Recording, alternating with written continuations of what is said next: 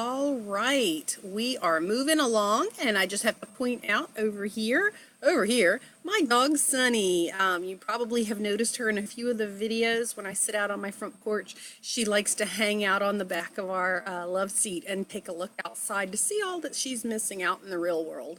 She doesn't realize that the real world isn't always that awesome. Anyway, we have moved on now through the first 5 of the 10 emotional situations to prepare yourself for before having a bariatric surgery. So let me tell you about number 6. Now this one is a little bit of a challenge internally. A lot of the other ones have been external and cause stress from outside. This one can cause stress from within. Number 6 is lying to yourself by saying that you'll lose the weight without having surgery. If you're somebody who has been obese or morbidly obese for a number of years or potentially all your life, what is going to change this time?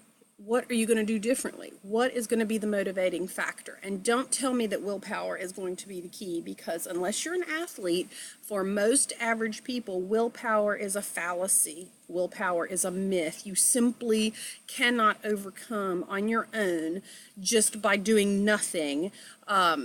With sheer determination, for most people, you can't overcome those neural pathways in your brain that have been forged through the lifetime, pretty much, of bad habits and ill coping mechanisms that you have done.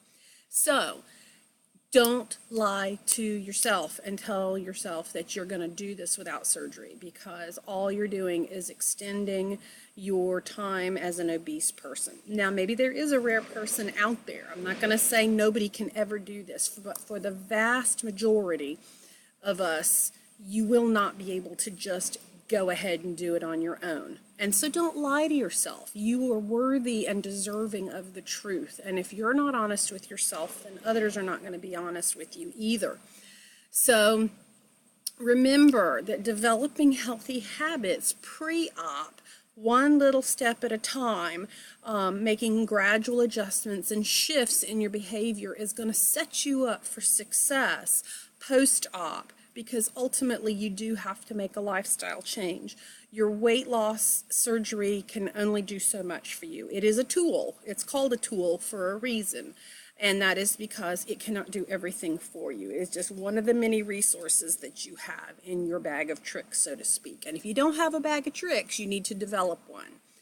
I hate to tell you this, the best predictor of future behavior is past behavior. And many, many years ago, I heard Dr. Phil say that. I don't watch him anymore, but it is the truth, unfortunately, that if you don't do something different than you've always done, you're always going to get what you've already got. You really have to decide that you want to change. You really have to decide that you want a new lifestyle. And you have to really decide that you're going to make that stick, that you're going to make that last. Only you can decide if that's with surgery or without surgery. But be honest with yourself. You are worthy and deserve that.